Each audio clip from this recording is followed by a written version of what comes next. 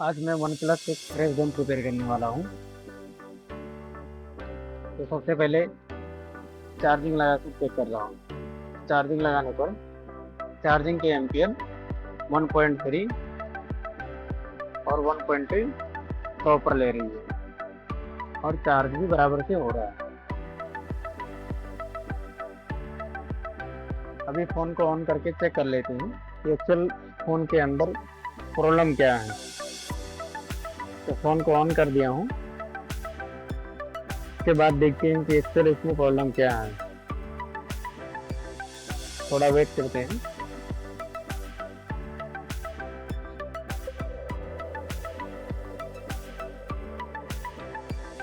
तो ये फ़ोन लो के आके बंद हो गया है।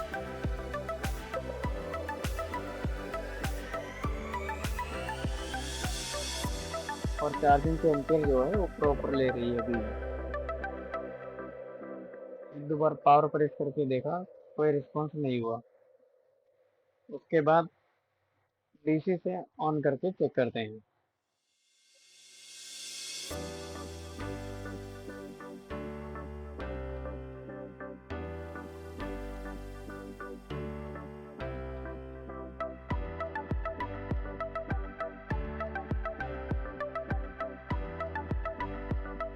डीसी का ऑन कर लिया हूँ। उसके बाद डीसी का केबल मदरबोर्ड में लगाया हूँ।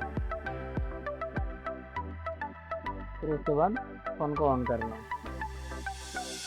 फ़ोन तो ऑन हो गया है और जो हमारा डीसी की रीडिंग होती है वो भी प्रॉपर ले रहा है। तो अभी देखते हैं एक्चुअली इसमें प्रॉब्लम क्या आ रहा है। तो बैटरी से ऑन कर रहे तो ये फ़ोन बंद हो जा रही है चार्जिंग लगाने के बाद भी। तो अभी जो है डीसी से ऑन करके देखते हैं क्या आ रहा है। तो डीसी से ऑन करने पे ये फ्लैश डंप पे आ गया। तो एक्चुअल जो फ्लैश डंप होती है फ़ोन के अंदर, फ्लैश डंप दो तीन कारण की वजह से हो सकता है। या तो आपकी सॉफ्टवेयर करप्ट हो चुकी है, या तो आपकी रैम डैमेज हो चुकी है, या तो सीपीयू रैम आपकी वीक हो चुकी है।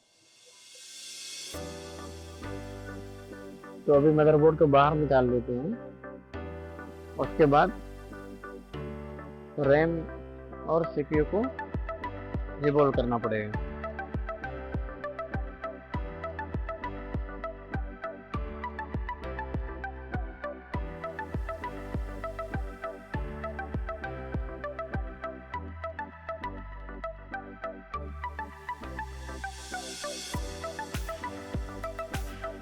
मदरबोर्ड को बाहर निकाल लिया है। उसके बाद इसके कैमरे को निकाल लेंगे।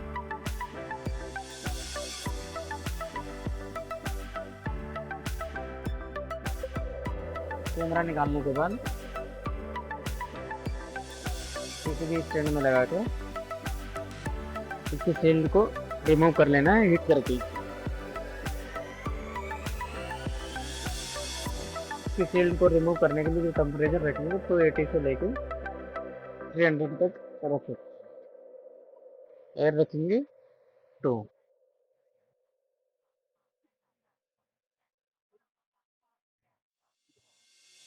तो शील्ड रिमूव हो चुका है। उसके बाद सीपीयू निकालना है हमें।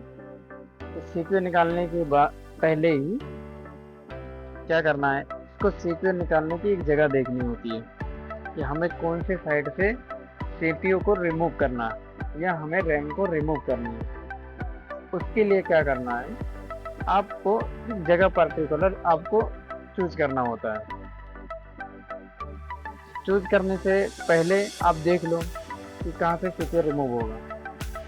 तो जैसे इसमें सीपीयू अगर मैं ऐसे डायरेक्ट निकाल लूँगा तो निकालने से क्या होगा, अगर तो हो सकता है हमारा सीपीयू भी डैमेज हो जाएगा, या तो प्रिंट डैमेज हो जाएंगे, या मदरबोर्ड के प्रिंट डैमेज हो जाएंगे, या तो आईसी हमारी स्क्रिप में आ जाएगी। तो वो सब बचने के लिए मैं क्या कर दिया हूँ, इसके शील्ड को कटर को कट कर दे रहा हूँ।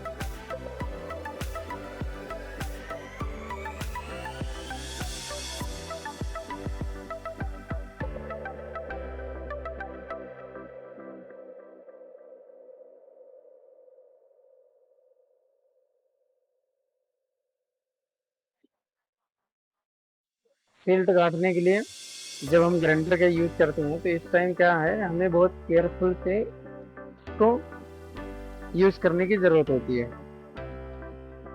इससे क्या होएगा, आपकी आईसी डैमेज हो जाएगी अगर केयरफुल नहीं यूज़ करेंगे, कैपेसिटर डैमेज हो जाएंगे, या अदर कोई पार्ट है जो वो डैमेज हो सकता है अगर हम केयरफुल से इसको कट नहीं करेंगे तो।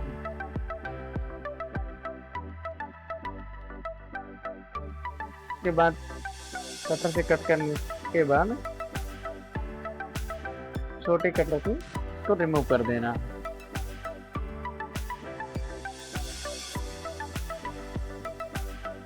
रिमूव करने के बाद के अंदर जो होती है वाइब्रेटर और साइलेंट करने की बटन होती है, तो इसको क्या है, हीटिंग टेप से इसको कवर कर देना। अगर हम कवर नहीं करेंगे, सीपीयू की जो टेम्परेचर है उस टेम्परेचर से ये बटन मेल्ट हो जाएगी।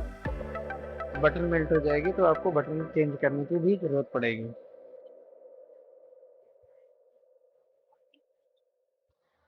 बटन को कवर कर देना सबसे पहले।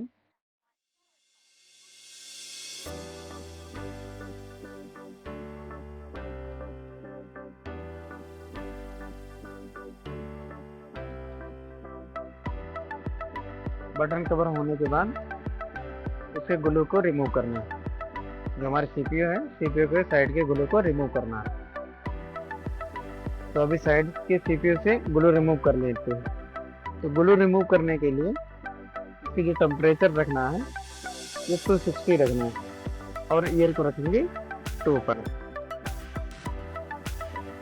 और ग्लू रिमूव करते टाइम हमें ये ध्यान देनी है कि हमारा कोई कैपेसिटर या रजिस्टर मिस ना हो। दूसरी बात, जब हम टेम्परेचर जो साइड से दे रहे हैं उसी साइड से हमें ग्लू रिमूव करना है। ऐसा ना हो कि हम किसी और साइड से टेम्परेचर दे रहे हैं और ग्लू किसी और साइड से रिमूव कर रहे हैं। इससे क्या होएगा, ग्लू मेल्ट नहीं होती है। अब ज़बरदस्ती करने से या तो आपके रजिस्टर कैपेसिटर उठ जाएंगे या तो आपके मदरबोर्ड में ज़्यादा हीट हो जाएगा, स्क्रैच भी हो जाएगा। उसके बाद उसके रैम को रिमूव कर लेते हैं। रैम रिमूव करने के लिए इसका टेम्परेचर रखा हूँ 380, ईयर को रखा हूँ 2 पर। रैम को रिमूव कर लिया हूँ।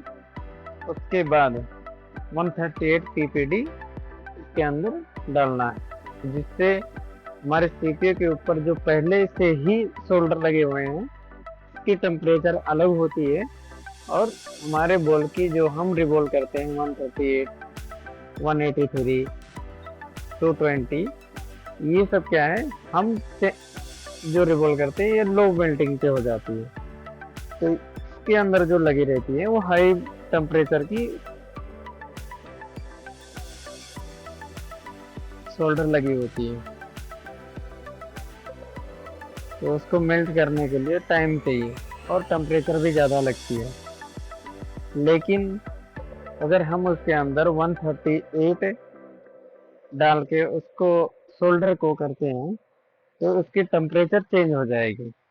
वो लो टेम्परेचर पे भी आपका काम हो जाएगा। उसके बाद सोल्डर डालने के बाद इसमें डिसोल्डर से क्लीन कर लेना। डिसोल्डर से क्लीन करने के बाद अच्छे तरह से सीपीयू को क्लीन करना है कि कहीं डस्ट वगैरह ना हो। जैसे इसके अंदर ग्लू है तो ग्लू को रिमूव करने के लिए 260 टेम्परेचर रखनी है, एयर को 2 पे रखना है और इसको 11 नंबर ब्लेड या 009 नंबर ब्लेड से क्लीन कर सकते हैं। तो अभी मैं 11 नंबर ब्लेड से मैं क्लीन कर दे रहा हूँ।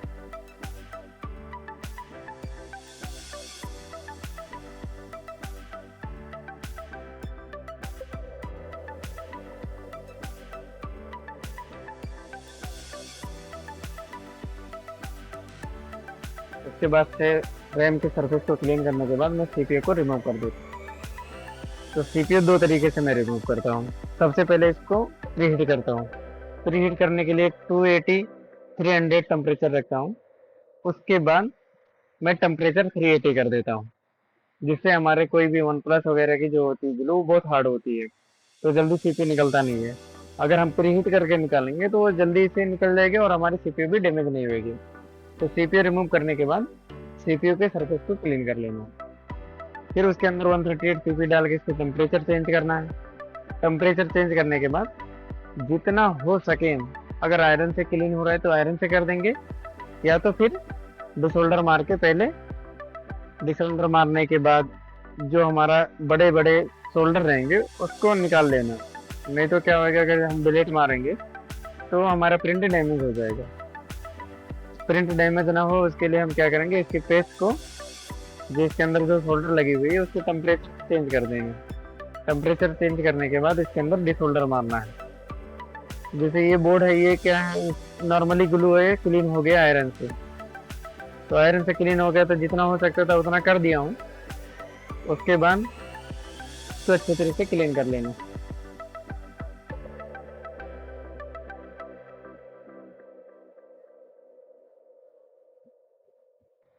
क्लीन करने के बाद इसको 260 टेम्परेचर पे इसके बोर्ड के सरफेस के ग्लू को क्लीन कर देना है।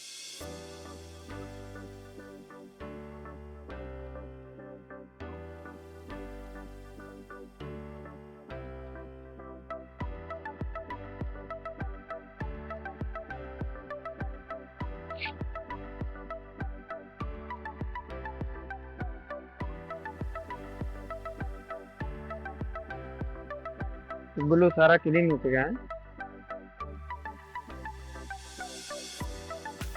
उसके बाद डिसोल्डर की तो क्लीन कर देंगे। अब डिसोल्डर से क्लीन करने से क्या होगा, आपको सरफेस एक तो अच्छे तरीके से क्लीन हो जाएगा, जो ग्लू वगैरह छोटे बहुत रहते हैं वो भी क्लीन हो जाएगा, और आपके बॉल भी एक तरीके से बराबर हो जाएगा। लेकिन मैं ऐसा नहीं लगाता हूँ, क्लीन करने के बाद उसके फिर से मैं सोल्डर लगा देता हूँ, ताकि जब मैं सीपीयू लगाऊं तो वन टाइम में ऑन हो सके, 2-3 बार नहीं लगाने पड़ेंगे। अगर ऐसे रिवोल्व करके लगाने से क्या होएगा कि अगर आपके कभी कभी क्या होते हैं बोल्ट नीचे नहीं पकड़ते हैं, तो उससे बेहतर है कि आप इसमें एक बार सोल्डर लगा के बराबर से एक बार सोल्डर लगा दिया जाए। इससे क्या होएगा, आप वो सीपीयू जब लगाओगे तो वन टाइम में सीपीयू लग जाएगा।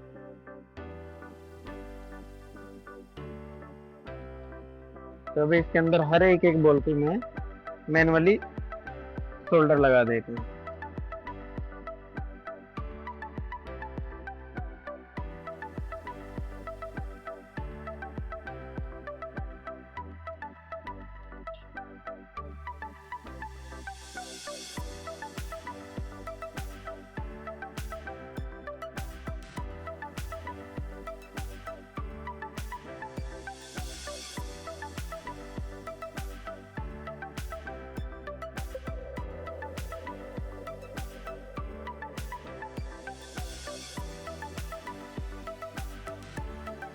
इसमें क्या होता है, जब मैनुअली सोल्डर लगाते हैं थोड़ा टाइम लगता है, लेकिन बेहतर होता है, ये रिपीट जॉब भी नहीं होएगा। क्योंकि जब हम सरफेस को क्लीन कर देते हैं डिसोल्डर से, तो क्या होता है कि हमारा बॉल प्रॉपर तरीके से नहीं पकड़ेगा कभी भी। तो उससे बेहतर ये है कि उसको मैनुअली एक बार उसमें सोल्डर लगा दिया जाए। मैनुअली लगाने से क्या है कि आपकी बॉल मजबूती से पकड़ लेता है और रिपीट जॉब नहीं आएगी आपको।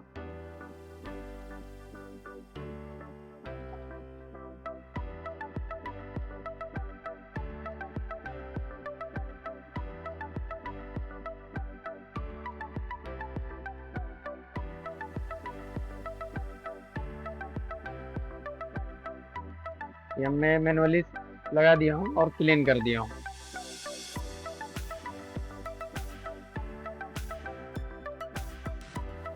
उसके बाद डीसी से ऑन करके चेक करता हूँ कितना एम्पेयर ले रहा है मेरा। तो ये मिनिमम 0.10 ले रहा है। तो इससे ये कंफर्मेशन हो चुकी है कि जो मैंने सीपीयू निकाला है मदरबोर्ड मेरा शॉर्ट नहीं हुआ और हमारी पावर ऐसी ओके। उसके बाद सीपीयू और रैम को क्लीन कर लेते हैं।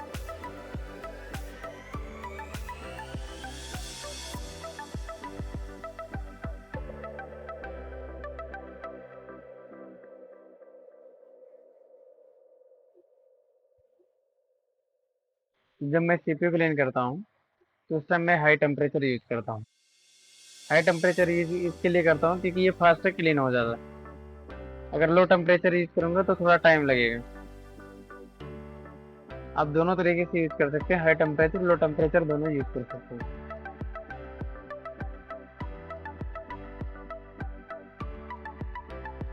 तो इस टाइम मैं सीपीयू को ग्लू क्लीन करने के लिए मैं 380 रखा हूँ। आप अपने हिसाब से, अपने अकॉर्डिंग के हिसाब से आप इसके टेम्परेचर को सेट कर सकते हैं।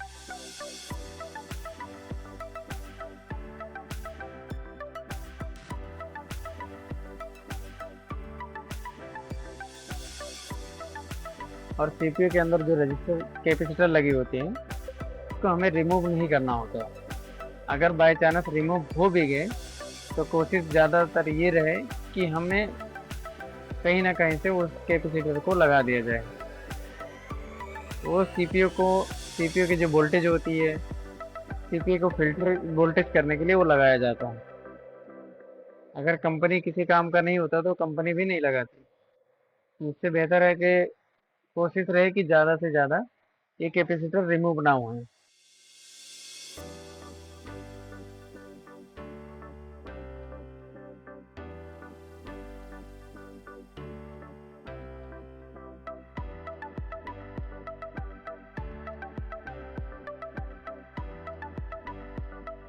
सीपीयू को ग्लू क्लीन करने के लिए 11 नंबर ब्लेड भी यूज़ कर सकते हैं, 009 यूज़ कर सकते हैं, और एक 2UL की भी ब्लेड आती है वो भी यूज़ कर सकते हैं। मैं तो फिलहाल अभी 11 नंबर ब्लेड यूज़ कर रहा हूँ।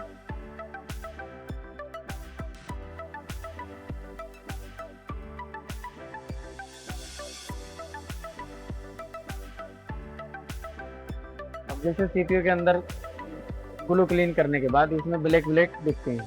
अब इसको दो तरीके से क्लीन कर सकते हैं। या तो आप जो हमारी लोखंड की स्टील वाली बिले वो ब्रश आती है उससे क्लीन कर सकते हैं, या तो हम इसके अंदर 138 पीपीटी डाल के भी कर सकते हैं। तो अभी मैं ब्रश मार के क्लीन कर दे रहा हूँ। एक नॉर्मली जस्ट क्लीन हो गया तो आप रिवॉल्व करोगे तो ये प्रॉपर तरीके से रिवॉल्व हो जाएगा, प्रॉपर वोल्ट पकड़ लेंगे। सीपीयू क्लीन कर लिया हूँ, उसके बाद रैम को क्लीन कर देता हूँ।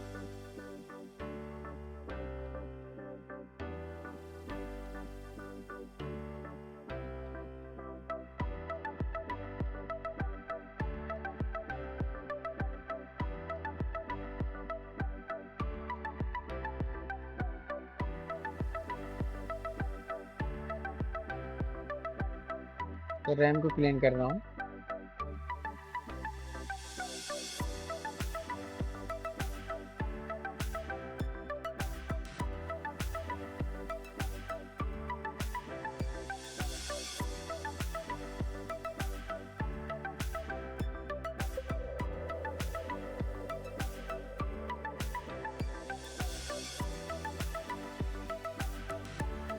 नॉर्मली शोल्डर मारती हूँ, साफ कर देता हूँ इसको।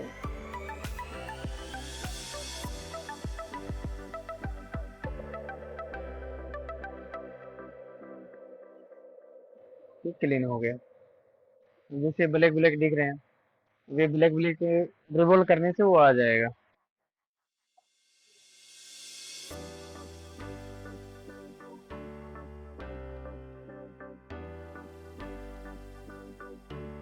जो हम मैं सीपीयू और हार्ड डिस्क रिवॉल्व करने के लिए जो हम पीपीडी यूज करेंगे ये होगा 183।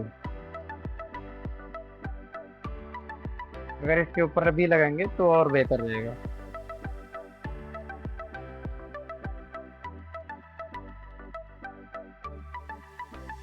पीपीडी फिल कर दिया हूँ, उसके बाद रैम को रिवॉल्व कर देता हूँ। तो इस टाइम में टेम्परेचर रखा हूँ 280।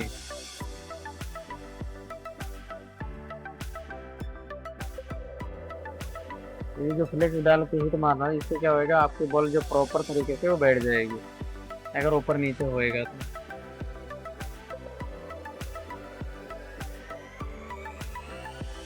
ये हमारा रैम जो है वो रिवॉल्व हो चुका है। एक बार वापस से इसको रीलोड कर देंगे ताकि जो हमारा बॉल है आगे पीछे वो उपलब्ध जगह पे आ जाए।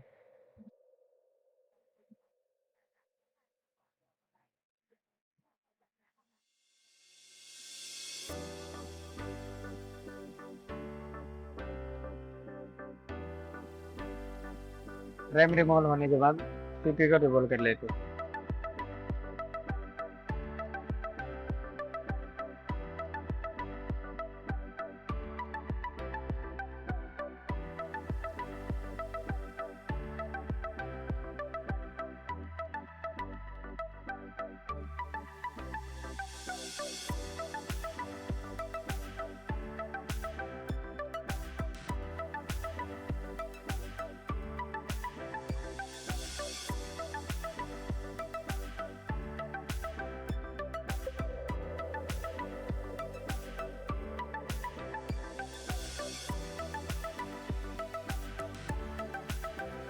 पेंसिल लगा दिया सीपीयू के ऊपर, उसके बाद पीपीटी फिल कर लेता हूँ।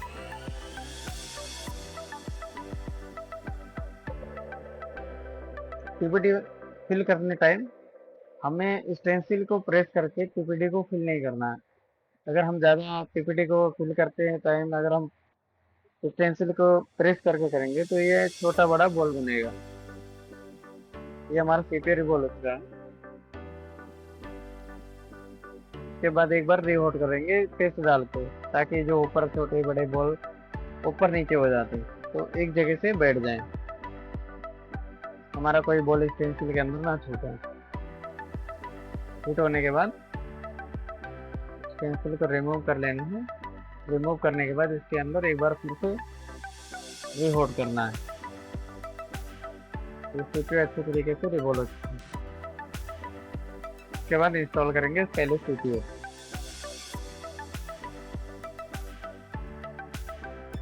पेस्ट डाल देंगे, पेस्ट को फैला देना है। कभी भी पेस्ट को पहाड़ नहीं बनाना। अगर हम पहाड़ बना के सीट लगाएंगे, क्या होएगा, जब हीट मारेंगे तो हमारा सीपीयू आगे पीछे होने लगेगा, फिर से आपको दोबारा रिवॉल्व करने की जरूरत पड़ेगी। तो उससे बेहतर है कि पेस्ट जब आप डालो तो उसको थोड़ा सा फैला देने। उसके बाद सीपीयू को अच्छी तरह से जो उसकी पोजीशन पे रख के आपको हिट करना है। और हिट करने टाइम आपको सीपीयू के चारों तरफ से हिट करना है। ऐसा नहीं है आपको एक जगह सीपीयू पे इस तरह करके ब्लोर मार देंगे, इससे क्या होगा, आपको सीपीयू डैमेज हो जाएगी। जब हम चारों तरफ से सीपीयू को हिट करेंगे तो क्या होगा, चारों तरफ से आपको हिट में सीपीयू पर मिलेगा। इससे क्या होगा, एक रेड जगह पे आपकी सीपीयू बैठ जाएगी। तो सीपीयू बैठ चुका है। उसके बाद इसको थोड़ा सा ठंडा करके मदरबोर्ड को चेक करते हैं पहले कितनी रीडिंग ले रहा है।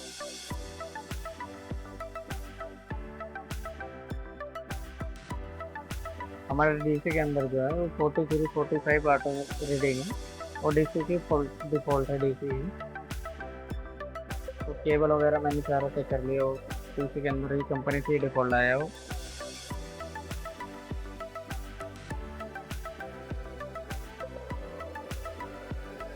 केबल लगा लिया, उसके बाद पावर प्रेस कर रहा हूँ। ये 254 या 260 पे जा रहा है, इसका मतलब ये है कि 200 कुछ समथिंग जा रहा है। तो इससे अच्छा इससे मालूम हुआ कि हमारा सीपीयू जो है वो प्रॉपर तरीके से लग चुका है। अगर मैं ये पीसी में चेक करता हूँ तो ये पीसी में पोर्ट बनाएगा।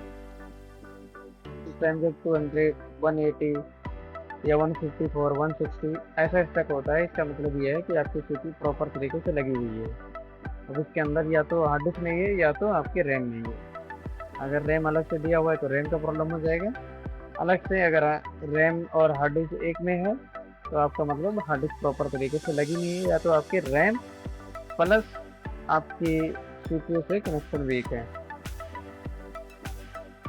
फिर पेस्ट डालनी है। पेस्ट डालने के बाद आप वापस से रैम को प्रॉपर जगह पे रखना है और रैम को लगा देना है। रैम लगाने के लिए पेस्ट डालना है।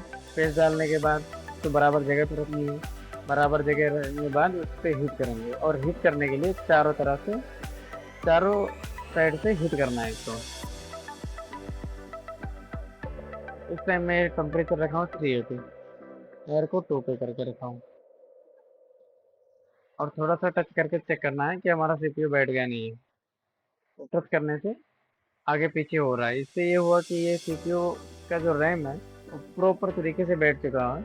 अगर रैम शॉर्ट सर्किट में चले जाता है, अगर हमारी बॉल जो शॉर्ट सर्किट में जाती इससे क्या होता है, जब हम ऊपर से हिट करके थोड़ा सा टच करके रैम को चेक किए थे, उस टाइम क्या होता है, हमारा रैम आगे जाके पीछे नहीं आएगा। जब आपस में बॉल मिल जाएगा तो क्या होगा, आगे हम जब साइड लाइट करेंगे तो क्या होगा, आगे ही रुक जाएगा, वो पीछे की तरफ नहीं आएगा। तो इससे पता चल जाएगा कि आपकी रैम शॉर्ट हो चुकी है। उसके बाद डीसी लगा के ऑन कर लेता हूँ, तो ये जो है, ये मेरा फ़ोन ऑन हो चुका है। डीसी की जो रीडिंग है वो प्रॉपर ले रहा है, इससे पता चला कि हमारा ऑन हो गया। 1.1 गया, इसका मतलब ये है कि आपकी मॉडेम जो सेक्शन है वो ओके हो चुकी है। उसके बाद बोर्ड को फ़ोन में लगा के ऑन करके चेक करते हैं। चार्जिंग लगाया, चार्जिंग की एम्पेयर प्रॉपर ले रही है।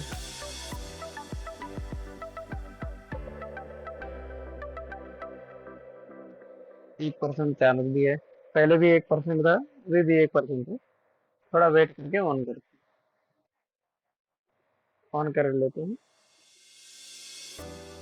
पावर प्रेस किया, लोगो आ गया। थोड़ा वेट करते हैं क्या रिजल्ट आया, सीपीयू रिवॉल्व करने के लिए।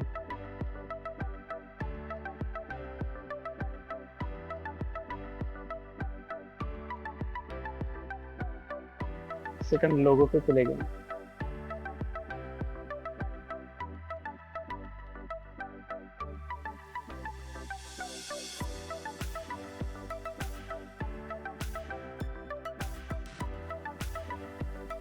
ऑन हो गया ऑन। तो इसमें एक्चुअल जो प्रॉब्लम थी वो रैम की प्रॉब्लम थी, लेकिन अगर हम रैम रिवॉल्व करने से भी ये प्रॉब्लम सॉल्व हो जाएगी, लेकिन ये रिपीट जॉब आएगा। तो रिपीट जॉब ना आए इसके लिए बूथ दोनों को रिवॉल्व कर देनी है, सीपीयू और रैम की, और फ़ोन ओके हो गया।